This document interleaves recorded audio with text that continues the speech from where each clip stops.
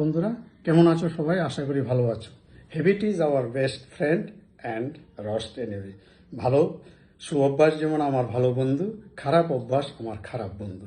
তা আমরা প্রত্যেকেই চাই, প্রত্যেক মা বাবারা চাই সন্তানের মধ্যে শুভ অভ্যাস গড়ে ওঠা। কিন্তু কিভাবে এই সুঅভ্যাস গড়ে উঠবে, সেই জন্যই আজকের এই আলোচনা। সুঅভ্যাস গঠন করার জন্য প্রথম যে প্রয়োজন, এটা হলো একাগ্রতা। একাগ্রতা নিয়ে নামতে হবে, তাহলে সুঅভ্যাস গঠন হবে। কোনো কাজকে দৈনন্দিন শিখনের আওতার মধ্যে আনতে হবে। যেমন মুখ ধোয়ার অভ্যাস, এটা ডেলি করতে হবে, তাহলে একটা সময় আর বলতে হবে না, শিশু নিজে নিজেই মুখ ধোবে। ইচ্ছা শক্তি প্রবল হতে হবে। আমি আজ সকাল 5টা থেকে ঘুম থেকে উঠব, এই ধরনের মানসিকতা আমাকে 5টাতেই উঠতে হবে।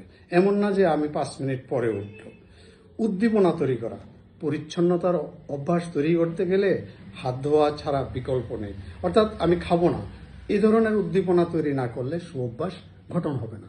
শৃঙ্খলা ও সমতা তৈরি করে সুঅভ্যাস।